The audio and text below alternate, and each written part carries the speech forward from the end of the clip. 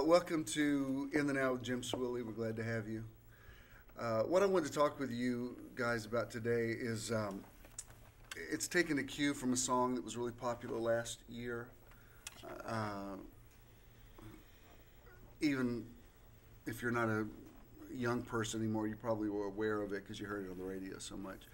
It was called Blurred Lines, and it was interesting because I looked this up on Wikipedia last night because I always thought it sounded a lot like Marvin Gaye's song. That's exactly what it is. And they intended that. I didn't realize that. They said, let's do something that sounds like, what is it, Got to Give It Up? Anyway, it was kind of popular and controversial because it had nudity in the video. Wow, first 3 minutes I've already gone straight to nudity. Anyway, the how do I find this video? just for research, I promise. The thesis of the song is that the guy is complaining to the girl that he's sending her mixed signals. He's saying, you're a good girl. You say that you're a good girl, but everything about your actions is saying you want sex. So that's the whole point of the thing about blurred lines. What I want to talk about, all of you guys have been involved or are involved in ministry in some way. And I think many of us are at a place of transition where we are examining what are the blurred lines that Christians are sending out to the world.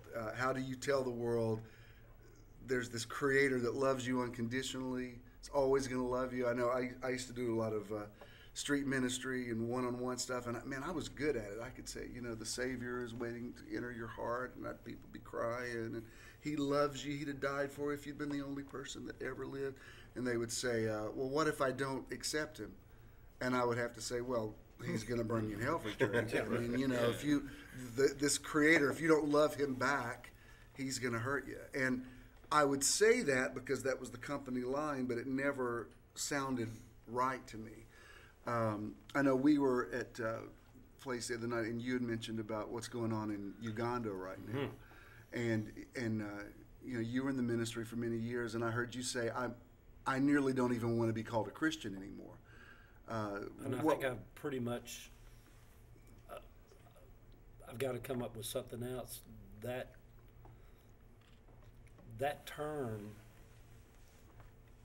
it has always somehow, in some quarters, been offensive to other people, but by what certain in the evangelical community is doing in that nation, right, it's almost become offensive to me to be referred to in that term. You were responding to a documentary that you'd seen about Uganda, and in case you don't know, there are well-known, I won't mention their names, but there's well-known evangelical preachers that are behind the millions of dollars.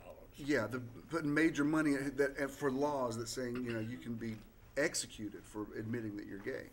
And it's coming not just from the church, but from the American church. Oh, yeah. And, I used to have a pretty strong presence in Uganda, and I don't know that I'll ever go back there again. Well, and the thing about the documentary, and I had dinner with Sammy the next night, and of course I couldn't enjoy my dinner because he was so upset watching it. Was that the thing about it is certain in the Christian community have lost the culture wars here. So they have accepted that. Very interesting. But there is breeding ground to go back to the 1950s and try to sow the 50s of that culture in other societies. Wow. Well, I know there's some things I've seen on Christian television with televangels, that sort of thing, over the years. Even when I was pastoring a bigger church, I wanted to have a disclaimer and say, if that's what you think being a Christian is or a minister, then come up with another word for me, because I'm not that. That doesn't represent me. Let me ask you this: any of you that are more in ministry, have you gone through any kind of evolution where you had to decide either God's all good or what's happening with that? Where are you on that? I know for me, when I see some of these guys and how they act and what they say and how they turn people off to God, it makes me want to run from ministry as fast as I can. It makes me want to just drive to a bridge and just run and just fly out into my destiny. But then I realize if I do that, all these people are ever going to hear is this one voice from telling them that, good people are in hell, but God will erase the memory of their families from their brains. It's just like this crazy mentality and this crazy message. And if that's all that's being presented, if we just quit, then we'll never be another voice for someone out there that's trying to listen. And so for me, I constantly go through that battle. I'm sure you guys do too, where it's just like, dude, forget this, man. I'm done with this. But then it's like, but I've got to stay in it because I have to be another voice to present the other side. Mm-hmm. I have an album, a photo album on my Facebook page of why I stay in the ministry, and it's all these different, guys with sandwich boards that are telling everybody from Obama voters to you name it are all going to hell. There's a guy that stands out by the varsity. His name's Prophet Love. I don't know if you've ever seen him. And he wears a big sandwich board that says 97% of all Christians or all church people are going to hell. 97%. And yet he calls himself Prophet Love. And that is why when I look at that, I think, well, if I go silent with what I believe is the good news, and I know that's something you're really strong on, then I become part of the problem.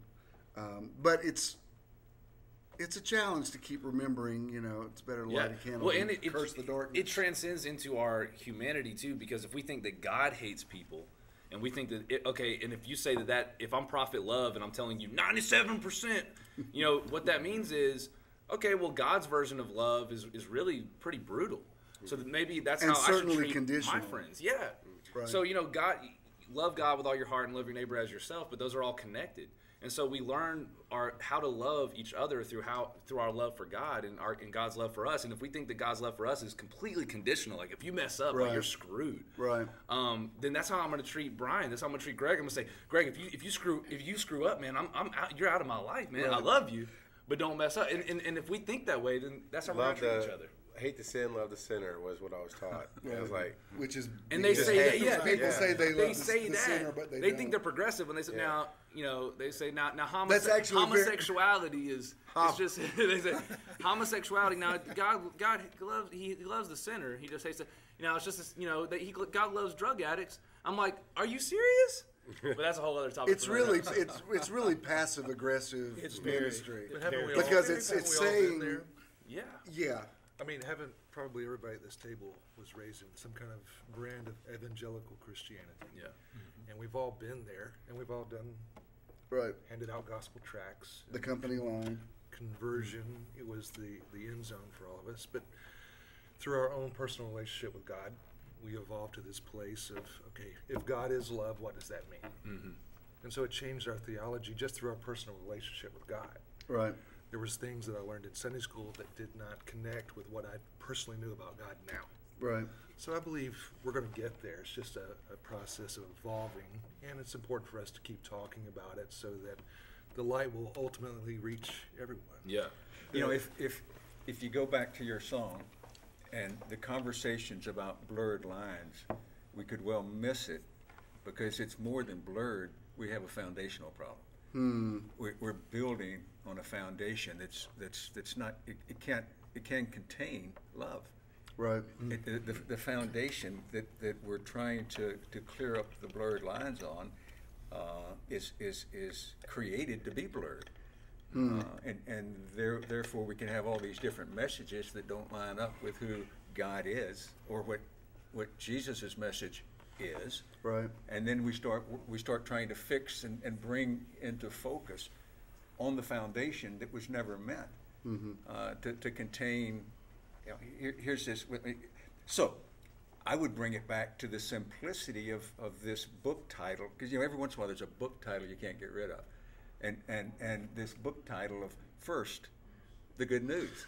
A great place for a commercial. First, the Good News. Who wrote that? On Amazon.com. But now available at Amazon. But it's so real. I mean, wherever I am, I go back to that because it's the title is far greater than the great book that was titled that. And going back to, if we can't move out of these blurred lines to this foundation of first, foundationally, there is this good news. and then the blurred lines begin to take focus. Right. There's a quote, I don't know who said it, but it says, "We don't see the world as it is, we see it as we are." Yeah. And that's also true for the Bible. We don't read the Bible as it is, we read it as we are. If you're mad at the world and mad at society, and that was interesting what you said about the evangelicals that have kind of given up on America. There's a defeatist mentality to that, to say, well, let me control some group. Let me at least vent on somebody else. So God's made in our image. Right. Exactly. What is that Anne Lamott quote that says, if God hates all the same people you hate, it's pretty reasonable to assume you've created God in your image.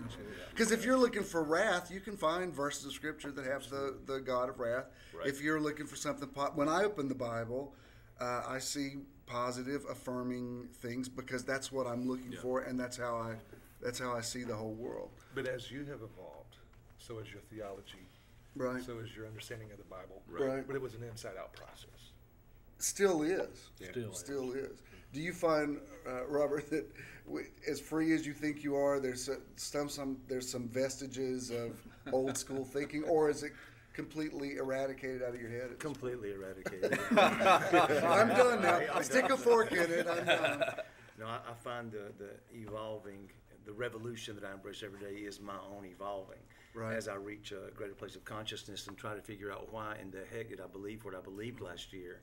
And if you're not growing, if you're not continually moving into a new place of seeing new things, then you're stagnating and you're dying. And I don't want to die. I want to continue to move forward. And I think we're at that place. I heard somebody, I can't remember who it was, say they were speaking of evolution in the terms we came from monkeys, and they said the monkey is now dead, and we are in a place that we are stuck here as humanity until we come to the next level of consciousness. We're stuck here in this same place because the monkey quit evolving several thousand or 100,000 or a million years, if you actually believed in evolution, and dinosaurs and things like that, that we've stopped evolving. And the next phase of our evolution as humanity has to be spiritual. It has to be, we've gone through so many phases of so many things, tried all that and got bored with it all. But now the next thing has to be spiritual, and it has to be an evolution of our consciousness. We have to come to a greater place in that realm to find satisfaction. But yeah, I'm always, every day, thinking, now, why did I believe that yesterday? And redefining who God is, and redefining. I have a baby girl. My kids are all gone and grown, and I've adopted a new baby. And to raise her with a completely different mindset, I thought I had it going on with my last kids. I think I know more about this, and I was holding her the other night, and she was kind of pitching a fit over wanting something that I wouldn't give to her, the iPhone or something. So I said something, and as I said it, it came from so deep in my spirit. I said, be nice, and it just resonated that's the message from the heavens. That even surpassed love in my mind. The message of love is where I've been for a long time, because I replaced God with love. Not really, but I saw God as love. But now, that's all I want to convey is to just be nice. Because that gut feeling that I have when somebody is being treated wrong, the wrong way, when I see it on the news, or when I see it in a convenience store, or when I just want to grab people and say, just be nice. Because that puts legs on the love message. Just be nice. And especially when you think about it, pretty much every war that's ever been fought in the world, including being in Afghanistan now and 9/11, all of it is traced back to religious fundamentalism. Absolutely. It's somebody saying the infidel must die, and we're right and you're wrong. In the case of the Muslims, it's you're the godless country that doesn't honor God, so you have to be exterminated. The Holocaust, Hitler believed he was a Christian and thought he, was coming from that paradigm. If he'd just been nice. And you know what? I said something out loud today for the first time that I wasn't sure I was ever going to be able to say. All religions are true. Some folks still might not can say that. Some of you might not can say that, but I believe all religions are true. Metaphorically speaking, in the midst of every religion, from where the people are that invented that particular religion, whether it's all the aspect of it. It's true. Every religion's true, and it's not. I did a little poster thing on Facebook the other day. It said something really profound, and it's coming to me. I feel it coming to me. It says, if you've really seen Him, there's no us and them. Nice. And there's not Christianity versus the Muslims and the Buddhists and the whoever else is. If Why you did really you point see to Brian when you said Mother Burns? Oh, I'm sorry. Well, you know, there's definitely precedent to back that up. I'm not a scholar by any means, but being here in the church now, I've been led to do some research and some ancient texts that I found that came out, be excellent to each other. And that's in the first book of Bill and Ted's Excellent Adventure. But it is true. And the one verse I keep going back to, because I came up in a Southern Baptist church. Literally, my dad was a preacher, and I know. But when I left, everything, not just the church, everything, the one thing that was taught to me as a weapon for other people, politics, whatever, I actually saw true in the church. And I think it's in Proverbs, is God controls the hearts of kings. Like the heart rivers. of the king is in the hand of the Lord, Yeah, something like that, yeah. I'm sure. Same thing. We'll look it up, make sure. Yeah, and I realized what you were talking about staying in the church with the voice is there was so much hate, that blurred line of God is love because I hate you. I never got that from an early age, never understood that paradigm. And I realized later on that there were teachers that helped me understand love, because they were guided even when the board of directors or the deacons or whatever above them were not. So that's something to be said about the religions in the modern day American church is you can preach hate, but somewhere in there somebody's getting love because God actually conquers all. I don't know if I've ever actually, I would get up and walk out to start with, and which I have in some churches. And actually at one church years ago, I was naive and young, and the preacher was saying something ridiculous, and I just stood up and said, "You're an idiot," and got up. You know, and of course, you know, I'm older and wiser now, but it was offensive what he said. But I don't know if I've ever, I would never sit through a service where actual hate was being preached. It would just be offensive to me. I would get up and walk out. But going back to blurred lines, I have endured services where what I perceive to be the gospel of you're never going to be good enough, no matter what the hell you ever do, you always need to get a little closer to God. And did a funeral several months ago, and usually at funerals, you know, people, that's a wake-up moment. They want to get saved. And a couple of weeks later, this lady called me, and she's like, she was related to the guy I spoke over, and she's like, Eddie said, I went and joined the church.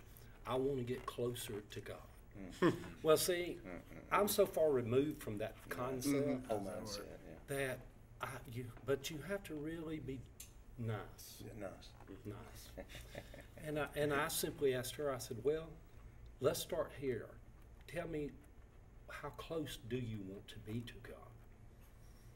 Will you know it when you get there? And she's like, well, I just know I need to get closer, and I need to get in church, and I need to pray more, and I need to do this. And I explained to her, I'm like, lady, you know, the very breath that you breathe is God breathing through you. How much closer can you be to God? Yeah, you know, and I can't wrap my brain around that, the gospel of no matter how many years you tie. And I like that you said, when do you know you're there? When's the pay? But I think being nice is necessary in that process, because everyone finds God in different ways. Yes. I don't even have a problem with praying a prayer. Just take the threat out of it. That's where I'm at. I don't have a problem with the gospel's not an ultimatum. Yeah, but I'm not going to say you can have this water, you can have this coffee, but if you take this water, I'm going to blow your head off. That's not a choice. They're going to say, I think I'll have the coffee. I'll drink this coffee out of here. So when we're being nice, you know, sometimes it's hard for us to be nice to the most fundamental, hardcore, fire and brimstone Christians. We see Muslims and Hindus and Buddhists, we're like, yeah, atheists. We judge the judgmental. Yeah, then we're not living love. So I agree. We have to meet them where they're at, show them that God is in them, and do it with a nice attitude. I would like to ask, and I've been tempted to ask this, if I'm coming out after I've been in Target, which happened recently, and two gentlemen run up to me and they believe this is a life-altering moment that's going to happen, I'm thinking in my mind, really? In the parking lot of a Target? This is where it's supposed to happen? There's some interesting things that have happened in the parking lot of a Target, but we'll go there when we run. I've had some interesting things to happen, but not in a target. Yeah. What you're talking about is it's a cultural information. Like in the East, there is no separation from God. Mm-hmm. There's a oneness mentality. In the Western religions, there is a separation that has to be atoned for. At-one-ment means I've got to get back to God. Right. So as we become more understanding, the problem, as I see it, is we're trying to define an infinite God, an infinite experience, with an explanation that's finite. And that's our struggle as human beings. How do we articulate God? And we will come up short every time. Jesus said that God is like the wind. The best I can do is stand in the path of the wind and experience it. To try to define it, to try to explain it, is try to control impossible. Right. But we have to use our vocabulary and our thoughts and our ideas to try to explain God, but we're going to fail every time. Yeah. Right. And that's why theology fails. All we can really truly do is drink the water. We can't define it, explain it. The best way to experience it is just to drink it. God is love is like water. You better jump in. I know, right? No, I wouldn't dare try to define who God is or the love of God or any of that. But to put it in the most simple form for me, all of the trouble came just from having a kid. All the trouble came from that because. You have all these teachings about this is how God would, and if you do this, He's going to react this way, and then you have this person who, no matter what, now there are things they do that you're going to punish or you're going to, but what could they possibly Nothing could separate do? you from their love. I mean, period. Being a parent changes your theology. Absolutely. Right? Listen, I'm out of time, but I want to pick this up in the next episode. So we're going to wrap it up, but I want to hear more about this because you're right. When Paul said, who can separate us from the love of God, he's talking about a parental love. So please join us for the next episode. In the Now, thank you for being here with us.